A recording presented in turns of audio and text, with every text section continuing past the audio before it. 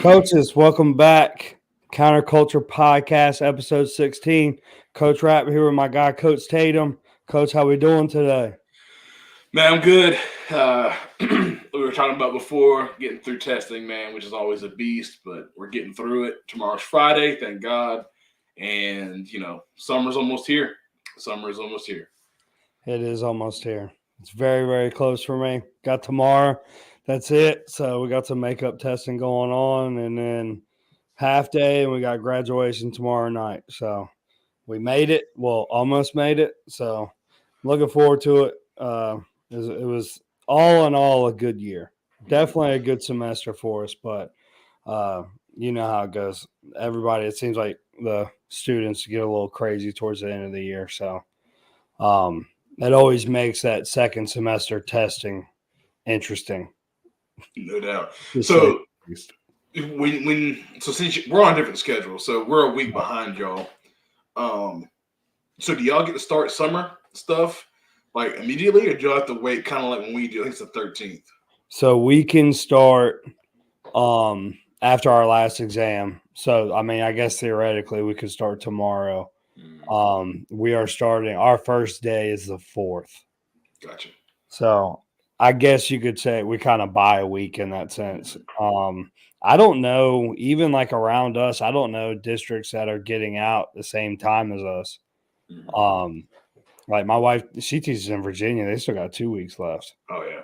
So I'm not jealous of that, but yeah, I mean it's coming a good time. That's for sure. It's coming a good time. Hoping we can get, not have to worry about heat and all that stuff here at the beginning, because it hasn't been terrible. I don't think, even through the spring it wasn't bad, but yeah, I mean we finished spring like before a lot of people were starting. Because that 10-day dead period. But, I thought we had a pretty good spring. I'm really, really looking forward to Tuesday and getting back with the guys and all that stuff. So hoping that we continue to have good numbers through the summer and, keep building on what we started in the spring. Yeah, I was telling my wife, like, went to walk the dog outside, and I was like, when you're in the sun, obviously it is what it is, hot. Right. But when you're in the shade, I feel like fall out there. I'm like, wind blowing a little bit. Right. How is y'all's like practice field set up? Do you have is like around like surrounded by trees, or how is y'all's? Wide open. So yeah, literally it's sun the whole time. So it would have to be pretty much like sun's going down in order to get some shade. In the morning, like, because we're right next to the school, so in the morning we would get some shade on there, but obviously, like, that wouldn't matter for by the time 8 o'clock rolls around if we're trying to get out there. So, yeah, we're full blast in the sun the whole time. Yeah, that's how ours is too. So like our old practice field before everything got moved across the street, we could kind of like get closer to the woods and it would help. But now, I mean, like it's a ton of open space. There's no doubt about that. I don't know how much. It's a lot. Like we have a full 100-yard practice field, so there's plenty of space. But the outside of kind of what I mow and where maintenance starts to mow, it gets a little like there's divots and stuff like that. I won't mess with it, but we don't have any hope of shade. Like there was times 2 years ago that it would be so hot that in order to get like our equipment days in, we would have to start and stretch outside up against the field house so we were in the shade and then go in the gym. So it's always an interesting little deal to make sure we get everything. But I mean, for the most part, knock on wood, we didn't have to check the wet bulb deal or nothing like that this spring. So, it never really got that cold either. So I was like, man, it's going to be blazing this summer. But hopefully we can keep it rolling. Yeah, the old dreaded wet bulb. Yeah, try to tell the kids like how all that stuff works, and they don't understand. They just feel like, oh, the trainer just doesn't want us out there. Like, no, they're legally obligated to tell us to not go out there. So, there's a method to it, and like sitting in here might suck, but going out there, y'all gonna be complaining about it soon anyway. So right, don't worry about it. Yeah, I think for us it'll be a lot better. We had a smart board in our field house, but we didn't have Wi-Fi, so I couldn't do, like we couldn't draw stuff up or anything like that unless we used the whiteboard that we use on like for games. But we were able to get a whiteboard towards the end of last season, so that'll make it a little bit better. We do meetings for the most part. Everybody does them as far as like our offensive staff and stuff like that before, we go out on the field and run whatever we're installing that day. But, it'll help us kind of buy some time if we got to be inside. And then, with us running and lifting and stuff like that, we can always do that in the gym. And then, that'll take about an hour and some change anyway. So it'll make it hopefully to where it's cooler, but we got to practice in the evening too. I don't know what y'all's situation is, but I just got so many who, don't work in the schools at all. So, got a lot at the Coast Guard base and stuff like that. So we don't have a choice much, but it's been okay to us for the most part. Yeah, we're morning predominantly. I mean, only time it wouldn't be in the mornings if we're doing 7-on-7 stuff, which is afternoon. So I don't think we don't have anything evening. I say that, but I mean, it is what it is. I mean, especially with your situation, like you don't have guys that can't get there after work. I mean, you got to make it happen. You got to do what you got to do. And what I was honestly originally thinking, I guess it was like around this time last year, I was thinking about doing skill and linemen separate. So like my O-line coach, really the main reason why we go in the evening, and then last year, and then my new running back coach works at the Coast Guard base as well. But at this time last year when I was thinking about it, I was like, well, we could do all the skill guys, the 7-on-7 stuff, all that in the morning, and then do the O-line and D-line in the afternoon. That way, he can be there. And then, when August started, everybody would just be in the afternoon. But I thought like logistic wise, it would be too much. So, like my DB coach works in the building. My defense coordinator works in the school, not our school, but, that kind of thing. So we would have been able to make it work, but I just didn't want, because then I thought about running backs. Like if we can't do inside run with no running backs, but then at the same time, like we're throwing the ball and the running backs in the, the concept some. So we kind of just said that we were going to stick with it. And, like I said, it hasn't been terrible to us. So, yeah. Well, guys, obviously you can see we're talking about summer organization, kind of everything that goes into planning the summer, getting the guys what we're going to be doing, 7-on-7s, workouts, getting on the field, all those different type of skill things, and getting the freshmen to come over and get out there with the guys. So kind of all encompassing statement, summer organization. So if you guys are watching and anything, you have a question about summer organization or anything that has to do with the summer, kind of like before you get to camp, kind of drop it on us. Have a question, you want to see what we do or what we've done in the past, definitely hit us up. But absolutely, because what is y'all's like kind of summer schedule or like a day-to-day type deal? Before we get into that, let's address your background, how it's changed. Oh, shoot. It looks good back there. Yeah, I see the helmet back there. It looks good. Yeah. Shout out to Coach. I was like, hey, these are old helmets that are out of date. So I was like, can I snag one? He's like, yeah, sure. So I grabbed it, and it's old school. It's the old school matte black one too, because we got white helmets now. So it's a little history right there. Eventually, there won't be any more black. So had to snag one and put it in here for a little memory. Love it. Do they send y'all back that don't pass reconditioning? So I think they're like, I don't know how that. I know that like as of late, no. But these are just old ones. These are just old ones that are sitting in the back of the cage that for some reason are there. I know it's a previous staff or staffs before us Just kind of just had them in the cage, and I don't know, maybe they're just because those are the old style shut. And so I'm sure when they went to the newer, they probably just were like, yeah, we don't care about those. So that's how we accumulated them. Yeah, I think what I'm going to start doing is like the ones that I know are about to go out of date, not even sending them. Yeah. Because I think like, I try and give, like we have like an older jersey around a couple of the places, in the area and, really old helmets. But since we've gone to like our new logo and now new paint going into this year, it would be good to be able to have some. And I got a buddy who, well, he's not coaching high school anymore, but he used to give his seniors, he'd cut them in half and then put like a nice wood plaque and get like their name and position and all that stuff engraved on it, class or whatever. So that seemed like a pretty cool deal, but we only lost one this past year, which is obviously really nice, but we just they don't send them back anymore, which I'm sure it's a pain for them and more shipping, but haven't got any in I don't know, a couple years now.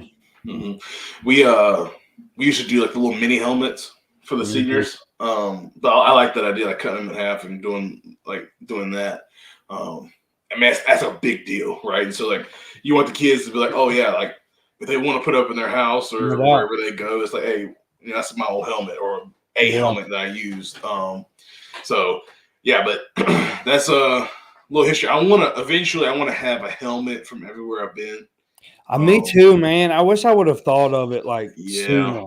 I need to hit up my guys at North Rowan. Still got guys down at staff, and I just need an old one. I don't need obviously when you're using. Like I'm not asking for everything. Because I know there's plenty of old white helmets, and I need a couple of NRs to put on the side, and then have that, and then my guys in Virginia Beach try to get one from them. That'll be a little more tough because of the distance, but yeah, that'd be awesome. Because I know some people do like. And there's a group on Facebook I joined of like this mom, like what's the mom? This wife, coach's wife, has a side business that does like basically they're like boards. And it's like board, chain, board, and it kind of has like detailing everywhere like a coach has been like in their career. Yes, I've seen those. Yeah, it's like those are really nice. I'd love to have something like that as well. But the helmets. It's physical. It's like you can see it, so that's always awesome. So no doubt. Yeah, I agree. All right. So what I'm sorry. I didn't mean to interrupt you. I just wanted to shout out your new setup. No, I appreciate it. Yeah. I mean, I have like plates right here. Don't know why, because like let's just like in this room that I'm in, it's kind of like a storage other than my area right here. So that's storage on my thing. Don't worry about it. I thought it looked like notebooks from this angle. So yeah, they're plastic plates. And then I have some coaches like things that my wife got from Hobby Lobby that are over there, but I don't have them all up. And then obviously this is from the last house, my man cave. I haven't put that up yet, but and then I have I'm a gamer, so the greatest games of all time. So but anyway, so that's the setup. So just try to get it in and make sure everything's good. And got a new desk with LED lights. So that's cool. There you go. But, yeah, kind of making it happen. But yeah, back to original schedule program. People are like, what the crap does the guy do the summer organization? But hey, yeah, things are happening at the Tatum house. But that's right. But yeah, summer schedule, kind of like a day to day. Like you have like the hours you're going, like kind of like a day to day because I think we're pretty standard all the way until we get to our 7-on-7s. Something like that. So, but what is your day to day? What's your summer schedule?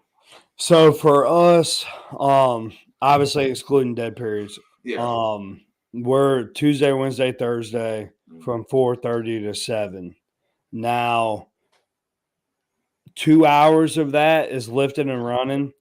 One thing that I've tried to get to this year is we always did a lot of. And I don't know why. We always did a lot of football and not as much lifting. Not that we didn't lift or anything like that. We just didn't spend as much time in the weight room. And I don't know if it was me like being concerned about getting everything put in or I don't know. So that's one of the things that we're going to like be a lot more intentional, I guess would be the word, on moving forward. And I never felt like we weren't strong enough to compete with people or anything like that. But I just, you know, I don't know what it was that caused that to happen, but 2 hours of that 4:30 to 7 is lifting and running. So, it'll wind up giving us, about an hour and some change on the field every day. So, we'll be able to get a little bit of everything. And I think, really getting into like later in the summer, we'll still be able to get everything in just fine. But I try to also, schedule, 7-on-7 and stuff like that on days that we normally practice. So, the average, like everybody normally starts their 7-on-7 at like 6. So we can still lift and run, do all that stuff, and then get on the bus and go. Or, obviously if people are coming to us, then we can lift and run and then, get a little practice in before they get there. So, that I'm a for some reason, I've always been like, I don't want to add things to the calendar. I don't want to add days to the calendar. If if we say like, okay, we're gonna practice, work out, whatever you want to call it, Tuesday through Thursday, then I want to fit as much into those days that I possibly can, just because I don't want, kids to be like, oh, well, this week I have football Monday, Tuesday, Wednesday, Thursday, but next week it's only Tuesday through Thursday. So, I don't want it to become something that like they're constantly guessing about what the schedule is going to be like. Now, I give them a schedule very, very early. When we have like our pre-spring ball meeting or whatever you want to call it, then I give them from when we start spring ball all the way through the summer till we start school. Which, is tough sometimes, but it gives me an idea. It gives them an idea of like when to schedule stuff and all that. But it allows me to kind of make sure. I mean, we have lives too, so if we want to go somewhere or whatever, we always have the weekend and stuff like that. And then once August starts, we'll be Monday through Friday. It's just kind of what I've tried to do. Yeah, we very, very similar. We go in the morning, and it'll be, like 8 to 11. And we'll go like hour for. Well, this is like what we've done in the past. Like for this summer, it's gonna be different, and it's gonna be changed up with what Honeycutt wants to do, stuff like that. But we've done in the past, like an hour in the weight room, right? And like it depends on like what your group looks like. So you can have like your skills outside, you can have your linemen inside, and you flip flop. However that matches up, or if you're blessed to have a bigger weight room, or if you want to do like more like plyo, like warm up type stuff with one group, and then you're in the weight room like getting after it with weights, and then just transition them like that. Right. You can do that as well, or do it on different days. It kind of just depends on how you want to do it. Then we get outside and do like some type of a speed or agility based off the day. So like say it's Monday, and we do like a speed training. You have different types of drills that are going to emphasize, how to run, how to properly run, and then get faster while you're doing that stuff. And everybody's doing it, right? Even the linemen are doing it. They're probably like, the crap are we out here doing this stuff? Right. But hey, you fat boy, get faster. So we do that, and then the next day we'll switch off and do agilities.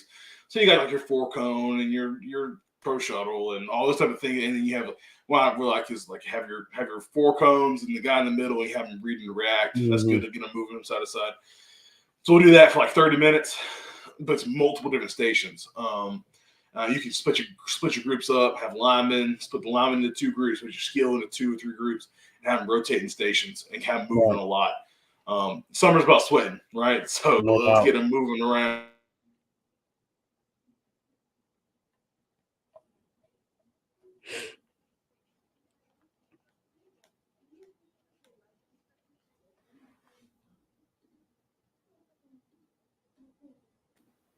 Oh, there we are.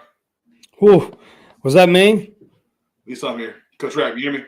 Yeah, I can hear you now. It's both of us. Oh, okay. I assume we're still live. All right. So, but yeah, and then kind of go offense, defense, split out young guys, older guys, kind of like do a little like 10-minute indie and do a little bit of organizational stuff, whether it be like a run, and then defense can line up against guys, and then do.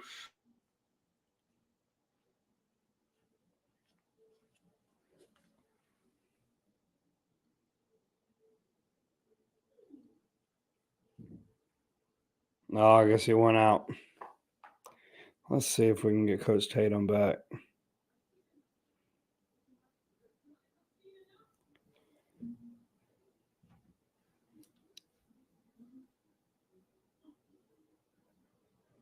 I think what he was starting to get into it's kind of how he splits up day by day, or how they split up day by day at Walkertown.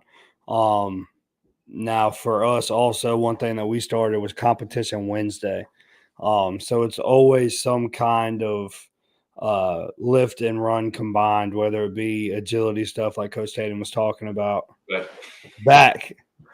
Thank goodness it kept rolling with you, because I was like, we had to do this all over again. I was going to be so upset. I didn't just cut out. But yeah, go ahead. Keep talking. No, I was just trying to talk through what you were saying, but I was started talking about, we started doing I call it Competition Wednesday. So every Wednesday we do some kind of it's kind of like a combined lift and agility type deal. It's just I have them draft teams. I'll pick 4 random kids, and we'll draft teams, and it's timed, whatever it is. And then the winning team chills while the other 3 teams run. It's not normally anything crazy running wise. It may be, 5 down and backs or something like that. The biggest point that I'm trying to make when we do that, or that we're trying to make when we do those, is that losing sucks. Yeah. I don't want to lose, because in this case, I know I have to run, but I don't want to lose because I hate that feeling of losing.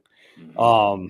So we started doing that last year, and I thought competing wise, I think that we competed a lot harder.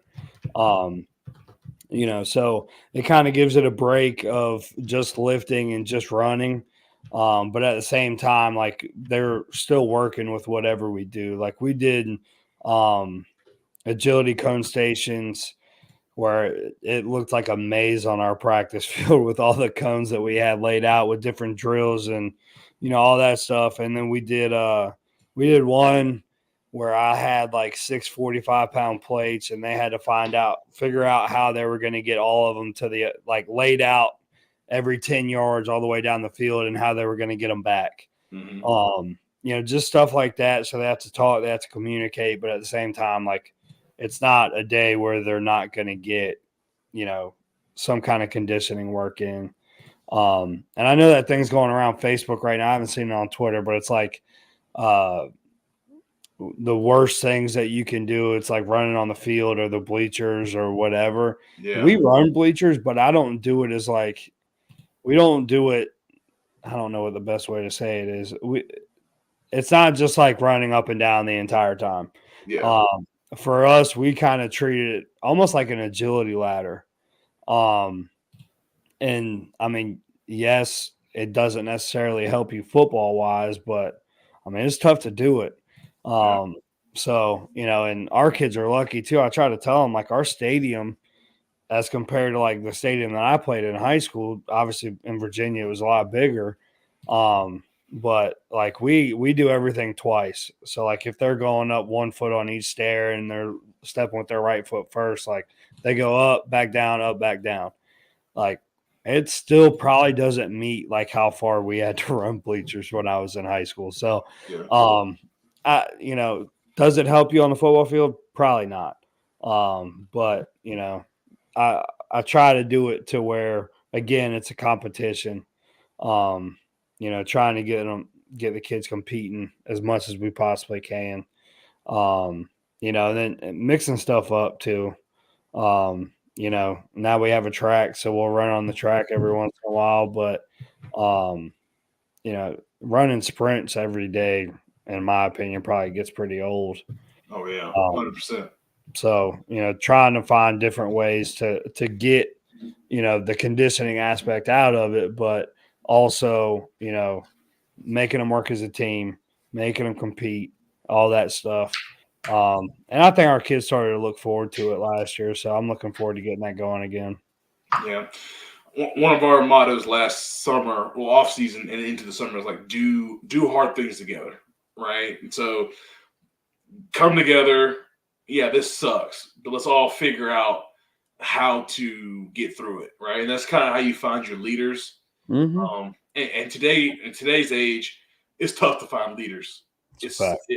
It's difficult, and like you'll have your outliers, like the guys that that they should be leaders, or maybe they don't want to be different from their peers, so they don't jump into it. But then it's like, hey, we need you to speak up because what you say, guys do, right? Or they listen to you, right? And they don't want to seem different, but then you got to listen. Hey, man, it's okay to be different, right? Because especially in today's society, there's such a crab in a barrel mentality of when one starts to get out, everybody brings them down. So figuring out and fostering like those leaders is huge in the summer and in the weight room, and like who's going to be able to hold each other accountable and all those type of things, and like doing difficult things together. One of my favorite things, like I'm not as a player, but as a coach to do is mat drills.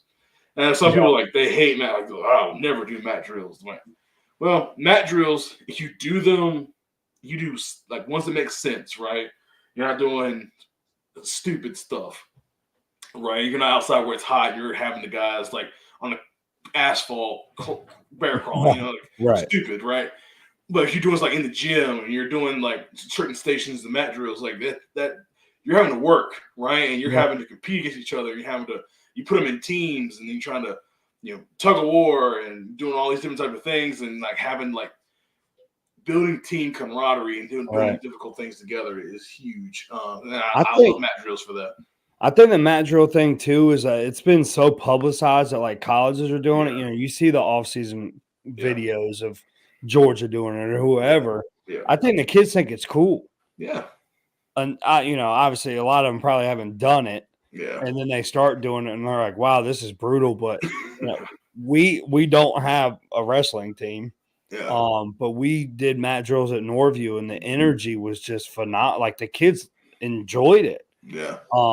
So we kind of did it as like a station to other, conditioning things and stuff like that. So, but back to your point about, finding leaders. One thing that we're going to do this year is we're going to vote 2 captains when we get back on Tuesday, from spring ball. And honestly, we would have done it the last day of spring ball, but we ran late, and we didn't have enough time to. So, we're going to do that. I'm pretty sure I know who's going to win, but the way we do it is I'll pick. So like, I've never done 2 like before all 4, if that makes sense. But the way we're going to do it, and the way I've done it in the past with all 4, is I'll put 8 to 10 names on a piece of paper. Mm-hmm. And it allows you to give a little bit of say, obviously, in who's picked. And the kids go through and they check or circle or whatever the names that they think should be captains. And I think that that's gone well, not waiting until like August or whatever to pick captains. Yeah. Because it helps them start to foster a voice a little bit earlier. So everybody who had perfect attendance in the spring, who was there on Tuesday, is going to pick out of, I think we have 5 names that we're putting on the list, and those 5 names will go right back on it for when we pick the next 2. But we started picking them early last year, and I think we picked them at the end of June, somewhere around there, to where it was still pretty early, so they could start to foster, more of a voice. And I sat down with the seniors I don't know, it was right before spring break, and kind of talked them through, like, we've been together for 3 years now. Y'all know how this, program works, and kind of told them, like, you don't want to look back on your high school football career and think that we could have won more games or we could have done better, because if you would have spoke up when you knew things were going wrong, don't look back on it. You don't have an opportunity now to wait for somebody else to say something. So, but yeah, I mean, I think, and the biggest thing that I preach before we vote is, like, this isn't for the best players on the team. Oh, yeah. Like, I don't care if the best players on the team are voted as captains or not. Obviously a lot of the times, the better players, when they speak up, the kids listen because they know they back it up also. Mm-hmm. But at the same time, like, I tell them, like, who represents the things that our coaching staff preaches the best. And, the old saying of, like, if your hardest workers are, the best people on your team, or however it is, it makes it a lot easier. So, I think you find out a lot about your team based on who they vote for also. Yeah. Yeah. I love the process of picking captains. And I think, obviously, the coaches need to keep it, they need to narrow it down. But right. I love to see what kids say about their peers, right? Because you and I might be buddies, but I'm not doing what I'm supposed to be doing, and you know that. You're not gonna vote for me, right? Like, we might be homies, and we ride or die. But if you don't trust me, you're not gonna vote for me, especially if it's anonymous. Oh yeah. I think no, go ahead. Sorry. No, yeah, I'm saying and I think that's how you find, like, what does the voice of the team want? Yeah. And so, like, that's definitely I love doing that. I haven't done that much, but when I have, I've been maybe in charge of that, or but I did on JV when I was the JV head coach. 100%. I had 2 guys that I knew, like, those are our best players. Those are our leaders. Always do what's right. And I rotated 2 more, right? And so the team would vote, like, hey, through practice, you saw them. Who are the 2 that you feel like you want to go out there and as a rotational captain? And so that was huge for us. Yeah. I mean, we see it every day as teachers. Like, there's every kid now, I think, for the most part, prioritizes, like, being cool over a lot of things. Whether it be, like, for social media likes or whatever the case is, they prioritize that stuff. Mm-hmm. And, that's why I'm so adamant before we vote on, like, this isn't about who your friend is or any of that stuff. It's about our program. Mm-hmm. And, I tell the kids too, I was like, I tell them, like, if you feel like you deserve to be a captain, vote for yourself. Yeah. I don't care. Because at the end of the day, if they're the only person with a vote for themselves, then how everybody feels. Yeah. But I mean, I think that's something that I try and put a big emphasis on, is, like, us voting for captains. And what I do also when we finish voting, we'll go take a couple minutes, tally up all the votes, and I immediately tell them who the captains are, and I let that kid speak to the team. Mm. So that's always something I think is really cool too, yeah. is because, and I'll call them out, like, least amount of votes to highest amount of votes. And I think it's really cool because it allows them to, like, express themselves, is kind of like not what I'm looking for, but it allows them to start to begin saying, like, what they believe in, I guess is the best way to put it. So, I've never had a kid, I've been doing it for 2 years like this now. I've never had a kid who, like, wasn't able to talk to the team. I've never had a kid who, wasn't able to, like, speak about, their thoughts or whatever the case was. So, it's been cool to listen to them talk to the other players, but I try to put a big emphasis on the voting, and I try and put a big emphasis on, the captains as a whole. Obviously we talk all year and all the time about being a team and this and that, but I mean, there's times where we'll have, something's happening or like the energy's bad or whatever the case is, and I'll call the captains over.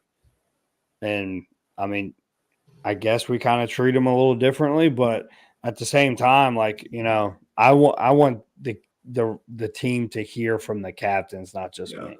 Yeah. So, yeah, I mean, it should trickle down, like head coach, coordinators, position coaches, captains, and the captains should be able to have a voice. They're not come up with stuff on their own, right? They're not, you don't have the input on organizational stuff, but they should be like, hey, we look awful right now. Like, handle it. Right. And then they can go and have a little powwow and all that stuff. So, yeah, give them ownership of that because that breeds their leadership.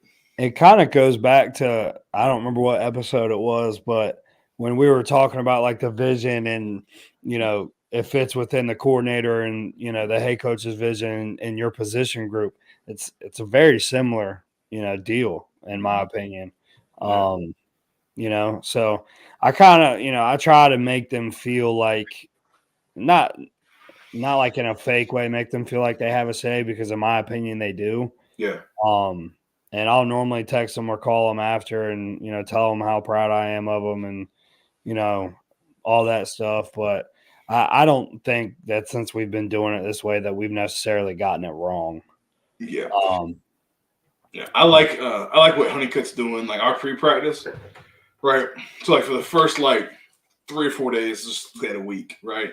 Spring ball, let's just say the first 2 practices of spring ball, like for an offensive pre-practice and defensive pre-practice, we teach what we want to happen, right? So whatever drills we want them to do, whether for me, let's get steps out of the way, right? Get on the shoe, let's work on our steps, left, right, zone, which I call it just down, and then like a reach, right? And then I want you to work on your pass sets, hit the sled a little bit. It's only 15 minutes, and then I warm up, stretch a little bit beforehand.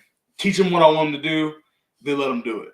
And the next time it's offensive day, they got it. I don't even go over and talk to them. Who's going to step up? Who's going to get them going? Hey, they don't even know it. They're just like, Coach Taylor wants to do this. Let's go do this. Well, guess what? You just became a pseudo leader because you just got everybody organized to go. Then once it becomes a routine, you're going to figure out the ones that don't mind talking. They're going to be like, come on, we know what we're doing. Boom, let's work. So now that's a leader right there, right? I like that. Real easy, right? Now, the biggest thing is to teach them what you want them to do and teach them that they're doing it right. So it's more of I wouldn't do something that's like something that needs to be coached up, something that can just go warm up real quick, right? It's pre-practice, or maybe like, hey, guys, I need y'all to go walk through power versus odd front that we just went over in the meeting, right? Make sure, like me right now, I know 3 or 4 guys, I know that they got it. So I need, make sure everybody's doing it right. And then that's just leadership right there. So it works, man. We did it literally like a couple of days in spring ball, and like they're already, the guys were like, all right, let's go get it. Yeah, that's cool. Yeah. I like that. I've seen a lot of people, I don't think it's the same, but I've seen a lot of people start to do like position-based warm-ups in general. Yeah. So like instead of stretching, like I've seen I guess I've seen mostly colleges do it, but like, they'll have like the D-line run through bags, but the O-line's working on like pass setting and stuff like that. I think that's pretty cool too. Yeah. We talked about in an episode, and Honeycutt was on here, we're talking about like not even stretching. We haven't. Like we stretch it like you say, like in pre-practice. They'll go and do dynamic stretch and then go and get into your drills, and then we're literally right into Indy. As soon as practice starts, Indy. So we ain't having to go, let's warm up and step out, just touch my foot. I'm telling you, man. Yeah. We like accidentally fell into it. Yeah. And it's been awesome. Like it just, I don't know. I watched kids for, I don't know how long I've been coaching now, but ever since like I really paid attention to it. Mm-hmm. I mean, they're just hanging out, like, not really stretching, just sitting there talking, whatever. And one of the biggest things is, like, especially for me, I'm like, hey, I like to get out there with the stretch lines. If I'm not leading it, get out there, talk to the kids, like get them going. Hey, man, get it stretching, let's go. But sometimes you have like assistant coaches that kind of like around, or they're in their little clique over here just talking, and the kids are doing whatever. But in pre-practice, the kids, they police it. Or if you want to be over there with your pre-practice group, making sure that now you have, instead of having 50, 60, 70 kids. Now you have your 10, 15, 20 kids that you're working with. Yeah. For us too, like, yeah, I mean, 5 minutes is even good. Like, the thing that I wanted to, because I felt like it started us like kind of distracted also. Mm-hmm. You know, because the kids are like, we'll be finishing stretching and they're like finishing up their conversation. Mm-hmm. So, you know, a lot of our kids get out to practice early, like 10, 15 minutes. You know, we'll have the jugs machine going a lot of the time. And, you know, the centers will be snapping, quarterbacks warming up, all that stuff. But to me, like, once whatever time we start practice hits, I blow the whistle and we're rolling from there. Mm-hmm. But like when we started doing the pre-practice stuff last year, last summer, and even that, I mean, it bought us, obviously, pre-practice, it bought us time to be able to work, you know, more special teams drill type stuff. So we would do an offensive pre-practice, kind of like you were talking about, a special teams pre-practice and a defense pre-practice. So our offense one a lot of the times is like ball security, you know, O-line's working double team drill. Quarterbacks are warming up or doing like run game footwork, like we talked about a couple episodes ago and stuff like that.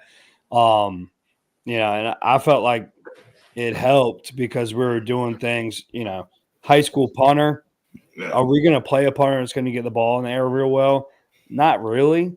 But if we're working punt return that day, the amount of reps, and we had a good kicker and punter last year, but the amount of reps that they're actually going to catch, you know, and be able to work like the technique of catching a punt or a kickoff for that matter, it ain't great.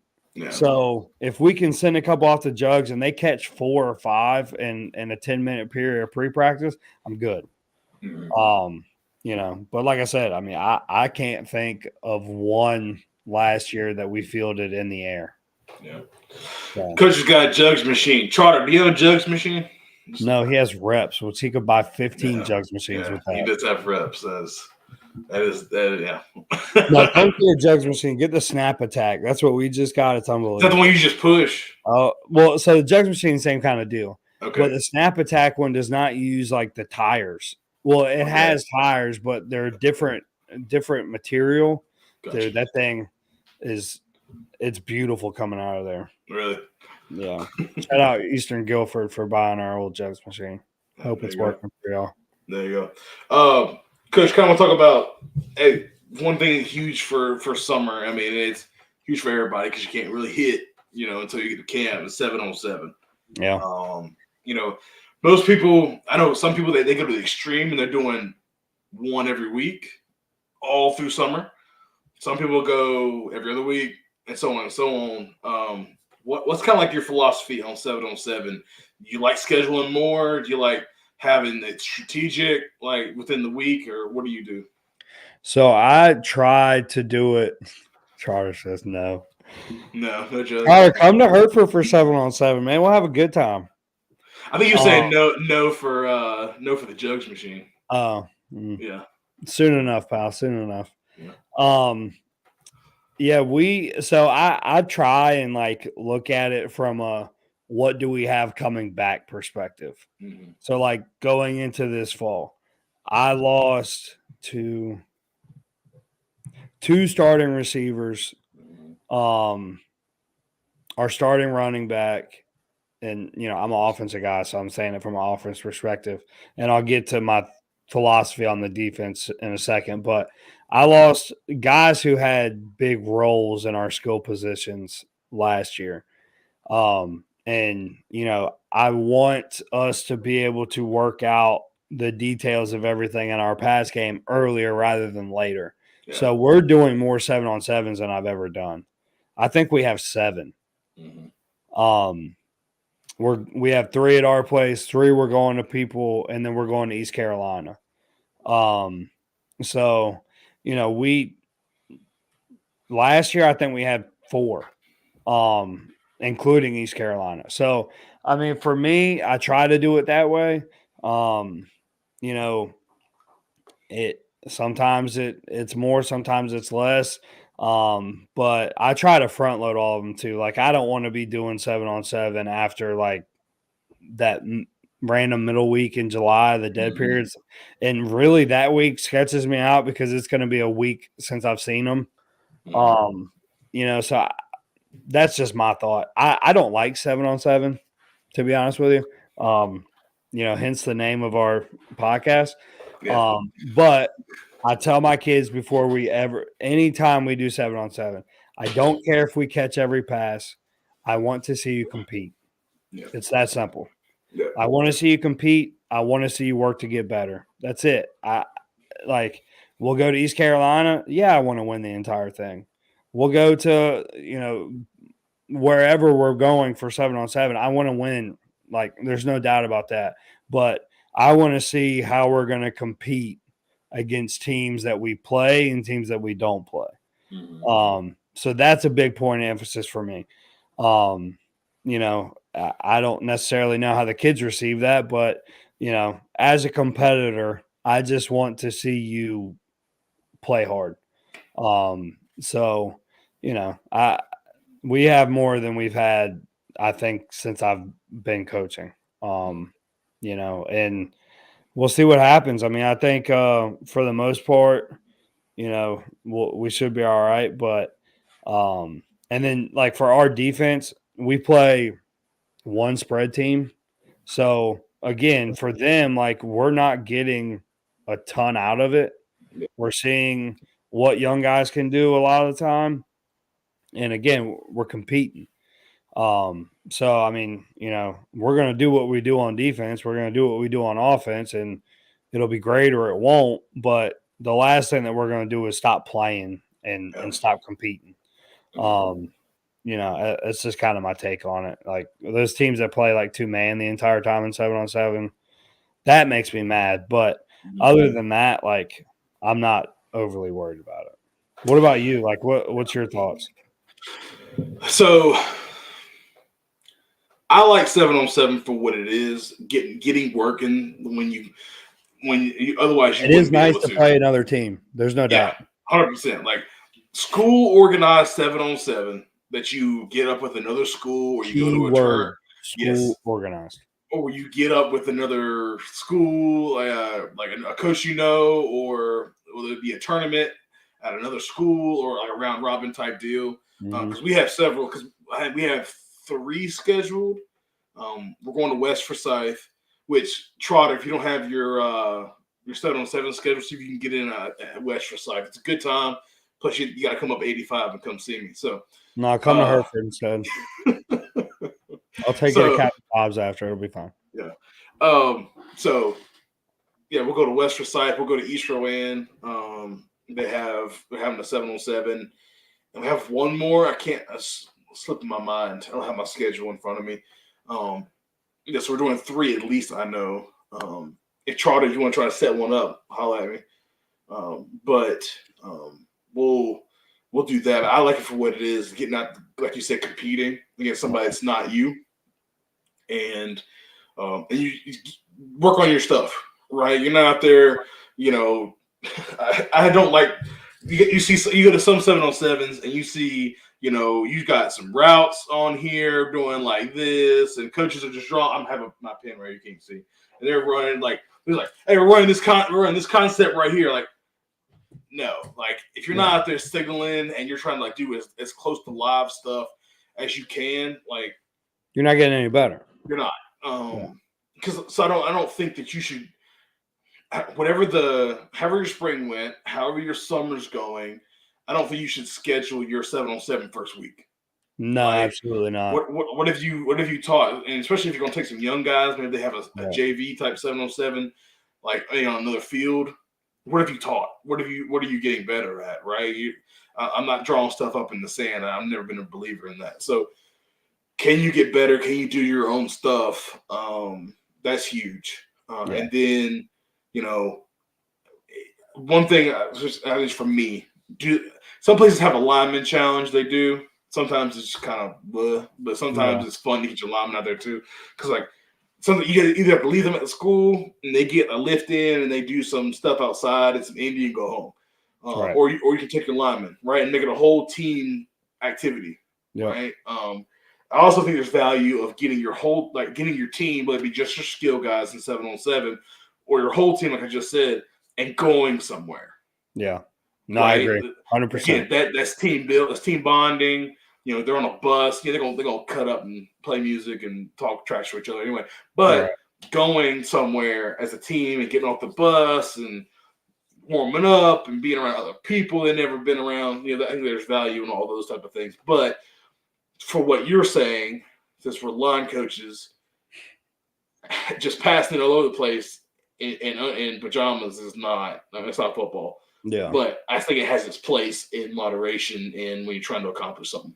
Right. No, I agree. I mean, one thing that I like, and typically when we host, I tell teams to bring their linemen because, and we'll have it won't be like a challenge thing, but we come my O-line coach and the other team's O-line coach will have a joint practice. Yeah. Now it'll normally end in one-on-ones or whatever, but different way of hearing things, whatever.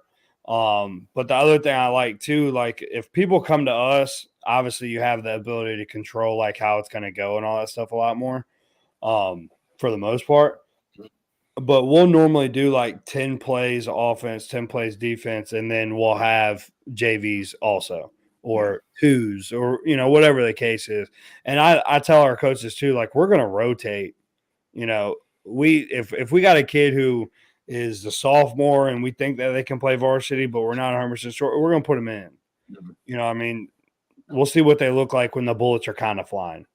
So, I think that, has like you said, it has a place, but at the same time, you're finding out more about kids rather than just, running plays on air or running against, your defense or whatever the case is.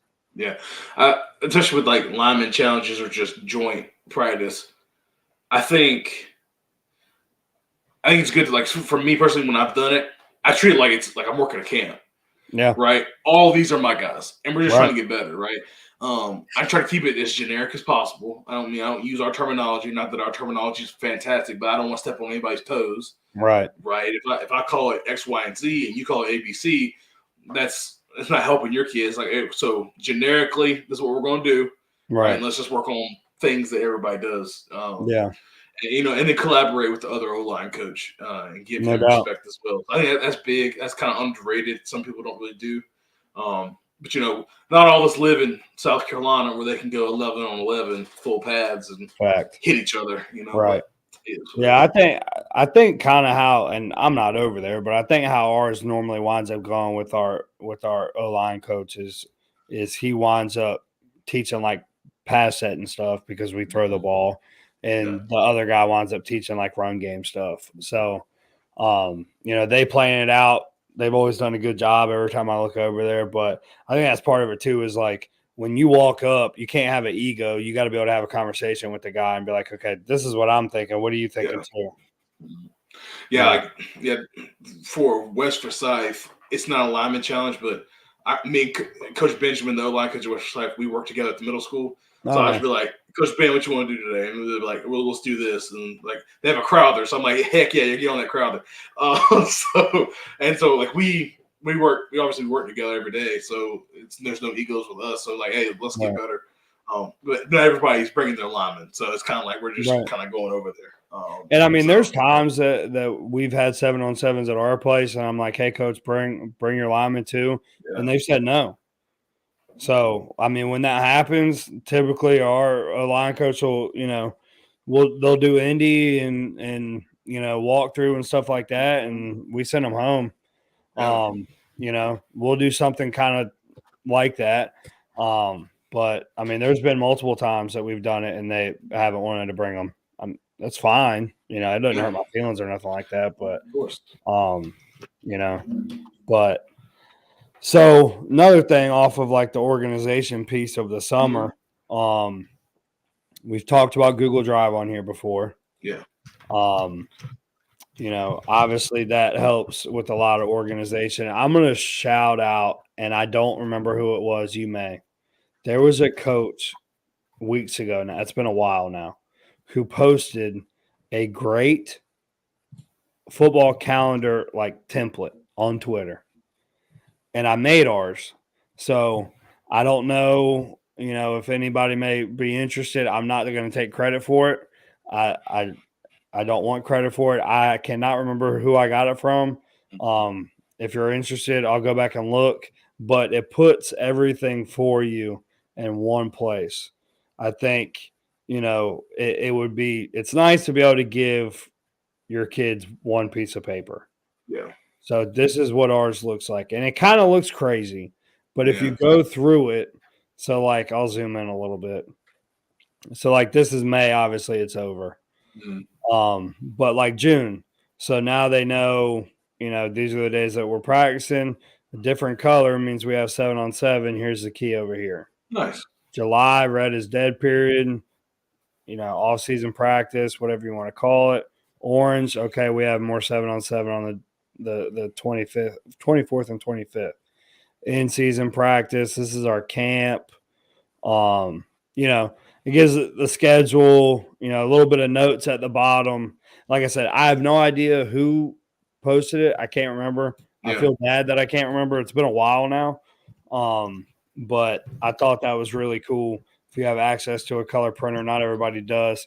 Coach Mallory, my dog, best defensive coordinator in Northeast North Carolina, ain't close. But yeah, I mean, I really enjoy doing that kind of stuff, and I feel like I'm fairly good at like Google Sheets and stuff like that. So it's not terribly difficult to me, in my opinion. Appreciate you, Day. Appreciate you joining in and hanging out with us. Yeah, also, I don't know if you want to pull it up or you want to talk about it. Coach Rapp is a great resource to getting random documents. His recruiting one he has that he let us use here at Walkertown is absolutely fantastic. I'm not sure if you stole that from somebody as well, if you want to say that. But yeah, so yeah, his recruiting one he has is absolutely dope. And I know my former head coach has it at his new school as well. So he and people like have actually raved about it, Coach. So definitely shout out to you for sharing that, and then shout out to the person you got it from. Happy to help. It kind of started as a COVID deal. It's in my Twitter bio. If anybody wants to see it, I'm more than happy to share the template. When college coaches come in, I get their email address, I send them the link, and we go through it together. And I call it a one-stop shop for everything that they need for our players. It has links to their highlight tapes, their pictures, or scanned like copies of the transcript. All that stuff that any college coach could ever need to recruit our players. Obviously in the age of the transfer portal and all that stuff, high school recruiting is getting more and more difficult, as far as us promoting our guys and stuff like that. So, I don't want a college coach to have to go looking for anything because it's a lot easier to just move on to the next guy than to go look for a highlight tape or whatever. So if I DM a coach on Twitter or, send them an email or whatever the case is, I'll just add the link, tell them it's everything that they need, and, to let me know if they have any questions. But I appreciate that. If, like I said, if I can help, if anybody, wants a template, I'm more than happy to send it. Just send me a DM on Twitter. My bio's right there, or my handle's right there, and I'll be more than happy to send that over to you. Yeah. Because it's kind of a funnier one. Still talking about summer. But let's talk about how in the summer we go from being teachers to being unpaid Uber drivers. Especially some people don't understand that as we pick up and we drive. I got to shout out my guy, Coach Mallory, again. He whips the vehicle full of players every single day. Yeah, I don't mind it. I mean, it kind of gets me going in the morning. Like, hey, I'm driving to the kid's house, pick them up, 1 or 2 or 3 sometimes. Kids, if they just need a ride, go drop them off, go get some more. I'm early anyway. If if workouts start at 8:30 or 8, I'm there at least 30 minutes before. So that means I'm picking up kids an hour before. Right. And I mean, I wake up at 5 o'clock in the morning regardless, so it doesn't really matter. Especially working start school at 7 o'clock, so that doesn't bother me at all. So getting there with the kids, and I mean I think those conversations you have on the way to school, it's huge for for building relationships, man. No question. Sometimes when it's if you got two kids that maybe it's a junior running back and a sophomore outside linebacker, right? They might never really like hung out with each other, but then they're in that car. No doubt. Right. For however long it takes you to school, 10, 15 minutes, whatever it is. But especially if they're like people you have to pick up regularly throughout the summer. So now they might, I mean, it doesn't happen all the time, but they might make a new friend, or they might build a connection, or maybe you do pick up two people that, hey, they're boys anyway. They're going to spend time outside of football together. So when you get there, it's kind of not as much, hey, how you doing? Like, catch up. What you been doing? Like, since the last time I saw you. So I love that stuff. Plus, I get to mess with them. I put on some music, and they always roast me for my music. And then I ask them thought-provoking questions. I try to. They're always like, Coach Tatum always asks us like stupid questions, but like, but it made you think about it though. Right. And it always usually has a meaning at the end. So I love that time. Our kids never want to get there as early as I do. So they'll ask somebody else for a ride before they ask me 99% of the time. But I mean, it's amazing what something like that, number one, picking a kid up to take them to practice will do for your relationship with a lot of the kids, even the kids that you don't pick up. But if you add a biscuit into that, like there's times that I'll randomly pick kids up and like I'll text them like, hey, I'm on my way. What do you want from Hardee's? Mm-hmm. Or something like that. Like, obviously it's not the best thing for them, but at the end of the day, like, you don't know if they ate the day before. Yeah. You know what I mean? So, I try to do that, frequently, just randomly. I'm not doing it every time I pick a kid up or anything like that, but giving them something to eat, and it helps you a lot in the long run, I think. Mm-hmm. Yeah, man. Yeah, I was an unpaid Uber driver, but I do it for love, man. These kids, because let's talk about a little something that's underrated as well, is chasing down these kids for these physicals. Now, you try to knock it out all at once. Sometimes you might have a local like doctor's office or hospital, or sometimes when we were at Tallwood, freaking the nurses came to us, right? So in the gym. So depending on your situation, maybe sometimes you can bust the kids to the hospital and they'll do the free physicals or whatever. Right. You try to bust them all out, but you always have the ones that slip through the crack. Well, they know. Blah, blah. They never know. They'll be seniors and they still won't know. Yeah, they don't know. We on our board. We don't have a whiteboard in the locker room. We have a list of names that like, hey, your physicals run out this date. It's right next to their name. And so I guarantee there'll be guys there like, oh, I didn't know, coach, my bad. It's like I'm gonna have to start the list. Yeah, exactly. Like Trotter said, free physical day. It's always a free physical day. You can go, right? It's not an excuse. You want to know the best free physical situation there is? What's up? We bus our kids to a doctor's office in Edenton, which is about 30 minutes from our school. Yeah. They're there for like a couple hours getting physicals and then bus 30 minutes back. So you get to miss school. Mm-hmm. You don't have to worry about getting a physical after that. Like, I can't think of a better situation. Oh, yeah. But, I mean, yeah, for the most part, like what we try and do, because it's normally like the last week or two of the school year for us. Mm-hmm. We talk about it. I talk about it every single day in spring ball. Mm-hmm. One thing that we started doing, which I like, is, and we did it at ODU, and I never thought that we could, but I'll send, after I get done talking to the whole team, I send them to their offensive position group for 2 minutes, or position coach and defensive position coach for 2 minutes. and they talk about like the day, basically reiterate what I tell them, and then we send them out from there. But I tell the coaches too, like, make sure you're talking about physicals. Make sure you're talking about physicals. Make sure you're talking about physicals. And do y'all have to do rank 1? Rank 1. I don't. Explain it to me. We might call it something else. It's like a different form that the kids have to do. There's like a concussion form, a COVID form. I don't know if there still is a COVID form, but they like Dragonfly, is it? Yes, same concept. Okay, yeah. We do Dragonfly. 100%. Yeah, that's awful.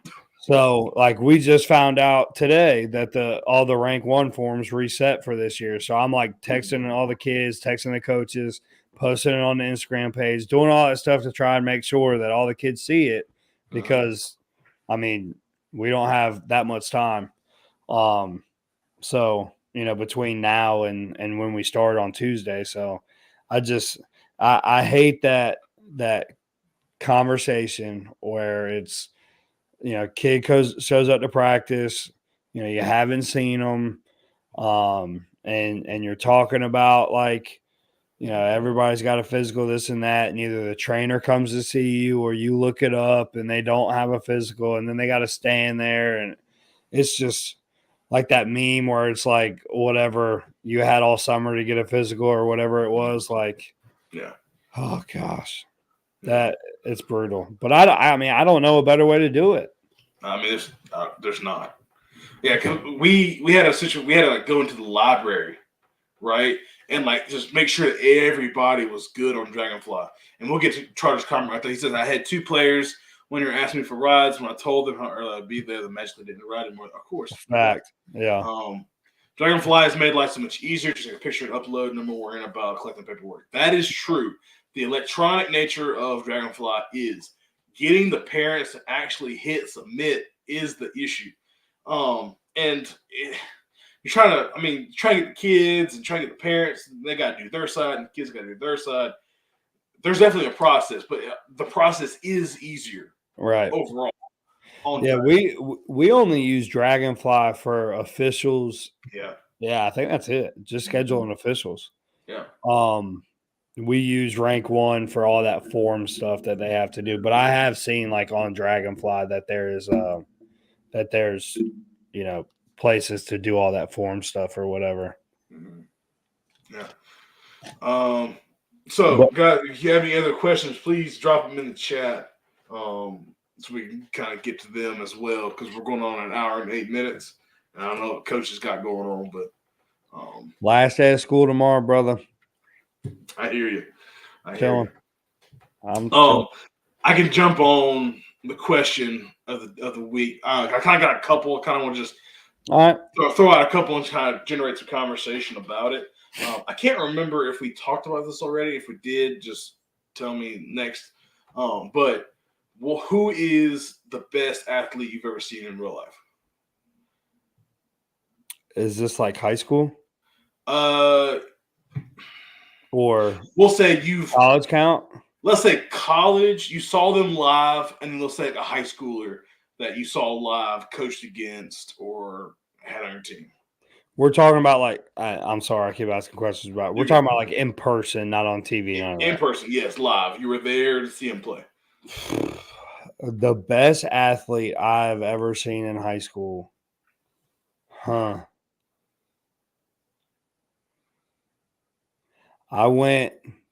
don't know if any of y'all would even know who this is. There's a guy, he's actually, last I saw, he coached for the Saints. His name's Ronald Curry. Yeah. Played at Hampton High School. I coached in Virginia, so I figured you did. 5'7", so yeah, good.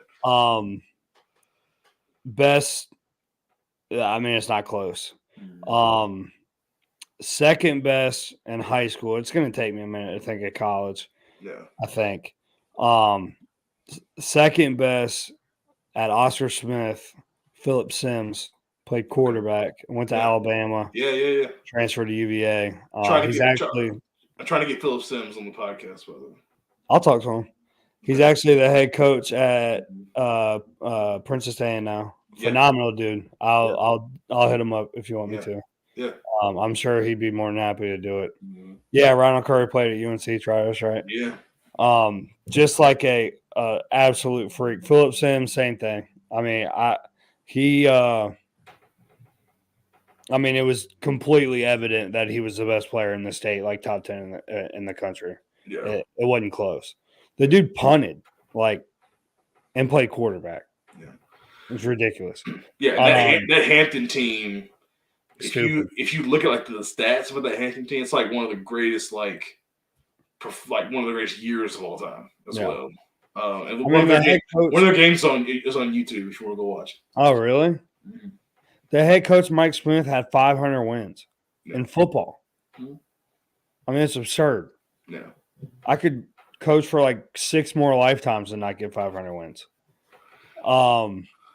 College, this is kind of like a cop-out answer, but I'm going to go Percy Harvin. I went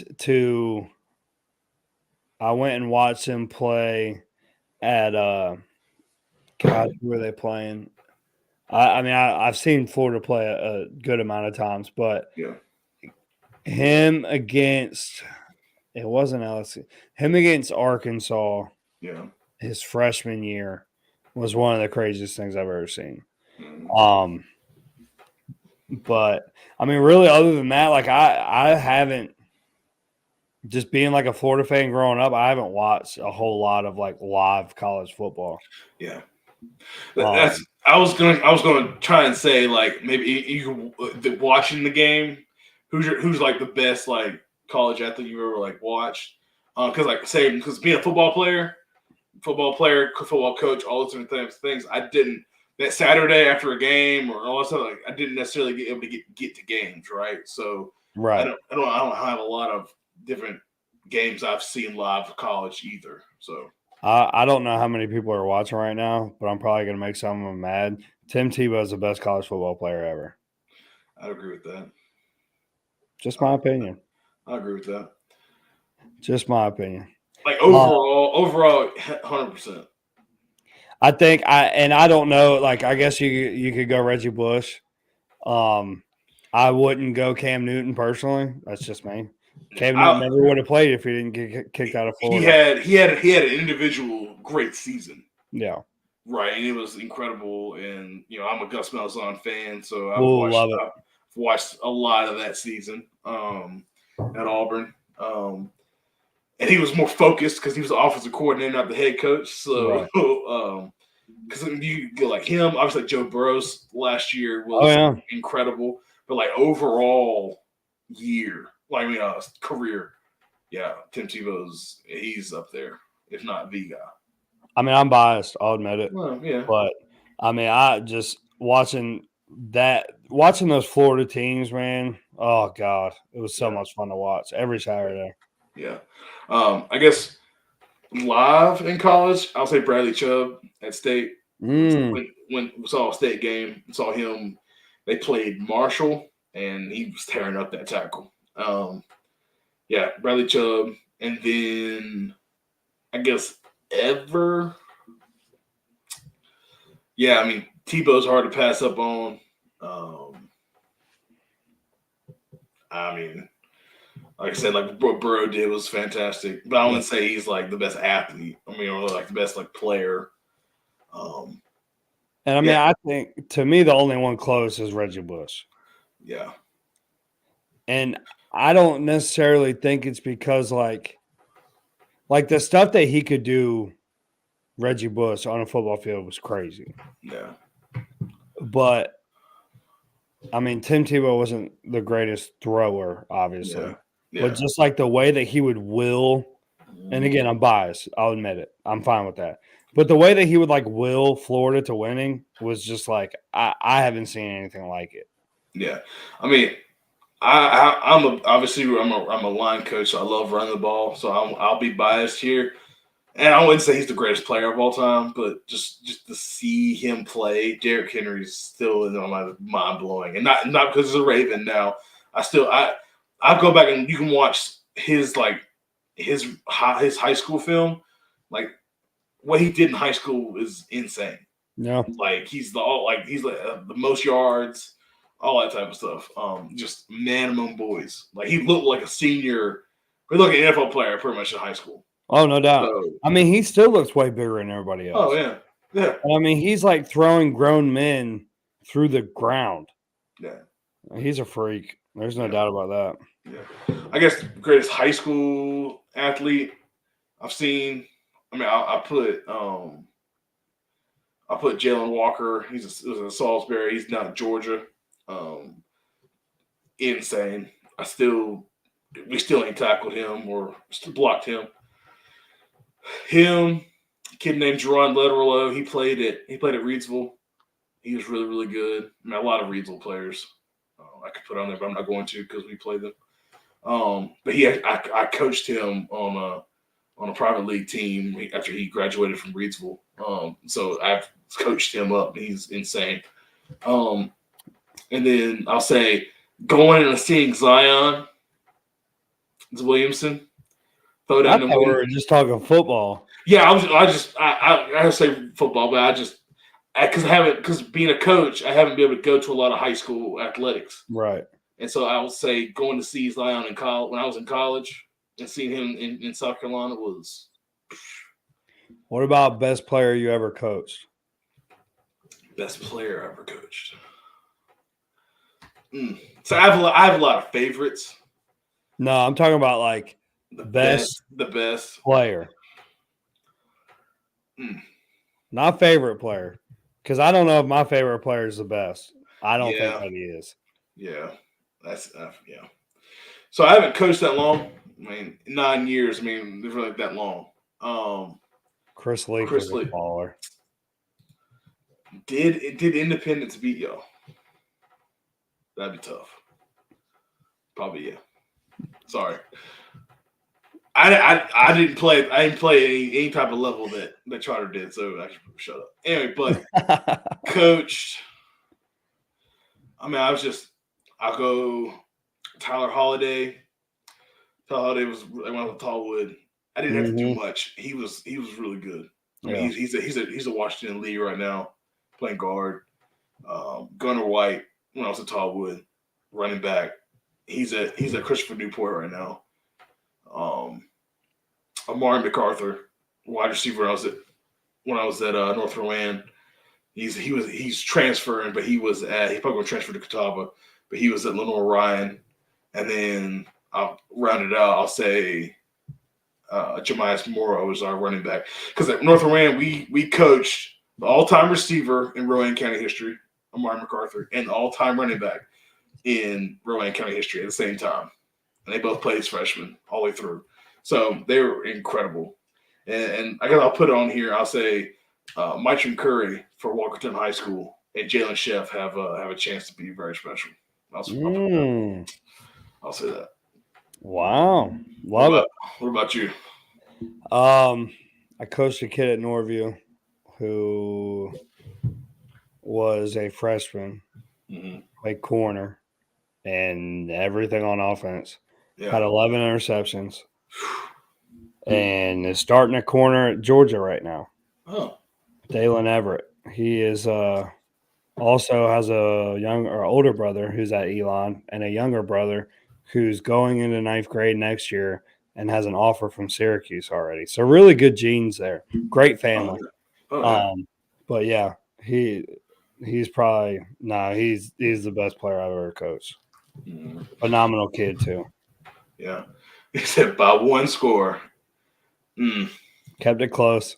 Yeah. Clowney, easily the best high school player I ever saw in person. Absolutely dominated on OND. Yeah. My old head coach, Pearson, when he was at Fairfield Central, I believe that they played, was it Rock Hill? He played it. He was at Rock Hill or what is it? One of those South Carolina schools. Spartanburg, one of them, I don't remember. Anyway, Clowney, he played them, and he was like, he was the offensive coordinator, and they actually did pretty well against Clowney. In the first half, he's like, we ain't chipping and blocking him anymore, and they ended up destroying him. And he'll tell you that. He's like, that was the dumbest decision I ever made. The GOAT, Steve Spurrier. Yeah, he was at South Point. Going to get him. Yeah, he was at South Point. Yeah, Rock Hill, South Point. Yeah. Trotter, who's the best player you ever coached? Who's your favorite player you ever coached? And you might have multiple. You can just shout them out. We might not know them.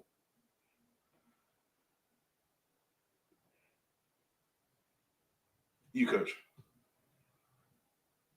Do you think he's typing right now? Oh. It'd be cool if there was like a bubble that pops up, like when you're texting somebody with an iPhone. Yeah. Well, rap. Who's your favorite player you ever coached? My favorite player I've ever coached. And it might be multiple. I have 3 or 4. I'll put out there. Gosh, that's tough. I mean, I don't know. I don't know if I can answer that. I got you. I don't know what it is, but every place I've been, and I've only coached for, not including middle school. I've only coached for 4 schools and 4 teams, and every place I've been, I don't know what it is. Like not that I play favorites, but like I feel like one offensive lineman kind of like I attract myself to, or they attract themselves to me, right? And they kind of being like my guy, right? And my wife picks me. She's like, "Yeah, you always have your guys, right?" And so when I first started coaching, it was private league ball in Greensboro. A kid named Caleb Vale. When he first came to me, super raw. Didn't even know what the line of scrimmage was, coach. Got him right. By the time he was a senior, he was pretty darn good. Pretty darn good. He was very smart, so he decided to do school instead of play football. I understand. But he did a pharmacy at Wake Forest. So yeah. Wow. And then at Tallwood, I'll say at Johnny Jones, wasn't a starter, but he was hilarious. And I couldn't let him know that because once you let the kids know you're hilarious. But he was a good kid, and I would always pick him up and take him stuff like that. At North Orlando, Tristan Summers, who played tackle for me, he walked on at Salem State. He's still there, but he's not playing football now. Really, really good. And then now, because none of my kids are going to watch this. Now at Walkertown, this is going in my second year, so I can't say necessarily that it is what it is, but one of my favorite players to coach is a kid named Eric Patello. And he's a JV guy last year, but he ended up getting varsity time as like towards the end of the year when you're going more unbalanced. He played that ineligible tight end, third tackle position. Really good kid, always shows up on time, asks questions, and he wants to be a coach. And I tell people like I'm gonna hire Eric one day. Oh, that'd be really cool. Yeah, I don't know, man. It's so hard. Yeah. It's so hard to pick a couple. But yeah, I don't want to answer that question because I don't want to leave anybody out. No, I feel you. Best coach that Ty gave. It's a Boulevard. I think that's how it's this kid from last year that led the rushing. Led North Carolina in rushing during the regular season with 2,430 yards. And quarterback Vic Garrido, spring quarter of the season, highest scored quarterback in the state. So why do kids got all these strange, not just strange, but hard to pronounce names? Like they're not John Smith, Right. But, yeah. Oh my gosh. But yeah, hey man, we all have our favorites, and like the kids always say, "Oh, that kid's your favorite." Yeah, he's my favorite. You know why? Because he listens. He does what he's told. And he always does the right thing. Because it's like, well, he just does what you say because will he be a brown noser? Like, yeah, but he always does what's right. Yeah. Right. I might not tell you what to do. I might tell you what's right, but you know what it is. And our favorite players do what's right. Right. If you're mad about coach having favorites, be one of the favorites. Yeah. Yeah. Those aren't even close to being the hardest. Well, I started laughing. I thought you said those aren't even close, like the pronunciations. I was like, crap. But he's like, those aren't even close to being the hardest. Well, that's good. That's good. I think we have it easy as football coaches. It sounds like we do too. Yeah, because we don't get to coach like, oh Lord, we don't have to coach like soccer kids, like Hispanic kids with like last names that go on forever. Yeah, I'm not gonna. Try. No, not even gonna try. Oh my gosh. I would love to hear what those are, though. You said them right. Good. Okay. Awesome. There you go. Yeah. Yeah. Because I don't like people mispronouncing my name. So I try my best not to mispronounce other people's names. I'm not a fan of it either. Yeah. People say, what are some of the mispronunciations of your name, Coach? I mean, honestly, I don't even like hear them anymore. Yeah. Everybody just calls me Rap now, so that's fine. Yeah. It's just a lot easier that way. Yeah. I get more of people spelling it wrong, which I don't understand. Like, it's literally like you spell it how it sounds. Yeah. But I don't know. Yeah. My brother-in-law, his family's from Haiti. He grew up in Haiti, but he's an American citizen now. But his last name is Philogene. Obviously, it has like that French feel, and so that's how it's spelled. Literally, Philogene. Like, but people they spell it all the time, but literally just like break it down. Right. Oh yeah, it happens a lot. So especially with my kids in my class, I'm like, first day, tell me how you say your name. Right? Do you have a nickname? Do you go by anything else? Yeah. I do that as well. So there's a lot of time I'll be taking attendance or whatever, and I'm like, I'll get to a name and I'm just like, I got no clue. I'll just skip it and then get through all the other ones and be like, did I forget anybody? And then they'll raise their hand. I'm like, how do you say that? And what's your name? Yeah. Smooth operator. Figure it out, I guess. Yeah. All right. Can we call you something else? Right. Yeah. 100%. Mm-mm-mm. Oh my gosh. Well, guys, there's nobody gonna comment or say anything else. We're gonna probably wrap it up here, Coach. I'm gonna hop off at 9:00. That wake up time comes early, and I gotta hang out. So, but yeah, guys, episode number 16 of the Counterculture Podcast. We're heading into the summer. Thank goodness it's here. One day at a time. Because a lot of people like to think of like the summer, like, oh, it's like, especially as coaches, it's long, it's hot, it's long days. But honestly, depending on how you do it, 2-3 hours, whatever it is, go home. Take kids home, go home, or do some things at home, but take it one day at a time. Especially as the kids, it's like stacked days. Take it one day at a time. At the end of the day, you're not having to go to the school and work, and that's worth it. I am. Well, okay. No students, though, makes it better. Oh, yeah. Well, it's like moving desks or stuff. What are you doing? I'm mowing grass. Oh, okay. All that good stuff. So most people's hobbies, you're going to go to work. Yeah. Gotta do what you gotta do. Somebody's gotta do it, I guess. I hear you, man. But that's why they pay you the head coaching does. I hear you. Yep. Tomorrow's the last day. I hear you. I still whatever it is, like 5-6 days of actual school days. But Coach, you got anything for the folk before we let them go? Like always, keep learning, keep doing it for the kids. Like I said before, if anybody wants any of that stuff I was talking about, send me a DM on Twitter. I'll be happy to get it to you. Yeah, man. Like Coach says, do it for the kids, man. The summer's hard for a lot of kids. Especially being outside of school. You wouldn't think about it. You think these kids absolutely hate school, and they do. But they don't hate not being around their friends or not being in the hallways. Not guaranteed a meal every day. Yeah. So summers can be tough. So do what you can. For what I do personally, I always try to tell my kids I love them. I'm proud of them. Even if they haven't done anything. Like they have done absolutely nothing. Proud of them. You know why? Because you're one of my guys, right? Yeah. You exist and you're in my life, and I'm proud of you regardless of who you are, what you are. I appreciate you as a human being. So that's something I do. Take it for what it's worth. But yeah, summer's here. It's a grind with the kids, build those loving, trusting relationships. And let's get ready for the summer, for the fall, getting there.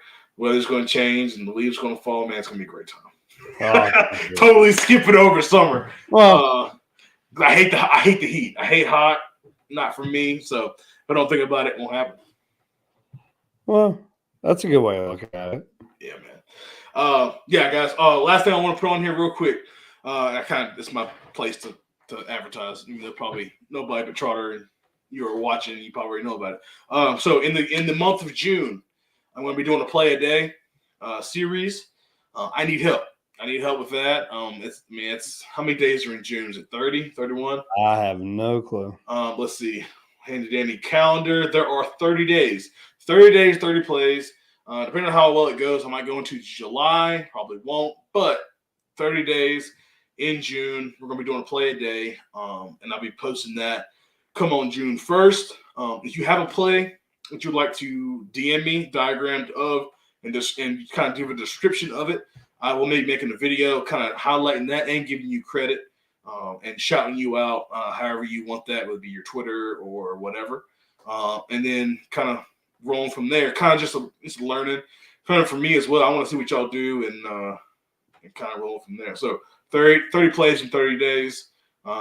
Not saying what the first one's going to be yet. There's only one correct answer. Well, obviously, counter is amazing, right? But I got to figure out. There's two questions I got to ask. I got to figure out which tag, or is it power, right? Either power or which counter tag. That's what I got to figure out in my mind and kind of debate. So we'll see. You have to stay tuned and see. Or maybe I might just throw 4 verts with with a tag. Keep it fresh. Well, you do have your favorite play. What's my favorite play?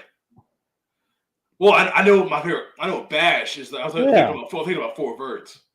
Oh no. Oh, okay. Yeah, I might go bash. I don't know. That might be a cop out. Everybody's expecting it to come, and people have already heard it from me 1,000 times. Make it 1,001. Yeah, wouldn't be bad. All right, but guys, again, if y'all want to DM me on Twitter, a play, Coach Rap, I would love to see what you got. I got you. It could be a screen. I don't care. Or it could just be. It could be counter. So yeah, DM me in 30 plays in 30 days, and I'll give you credit, and then I'll tag you on it. So, but appreciate everybody for watching. For Coach Rap, I'm Coach Tatum. This is the Counter Culture Podcast, episode number 16. See y'all next week, Thursday at 7:30. Bye.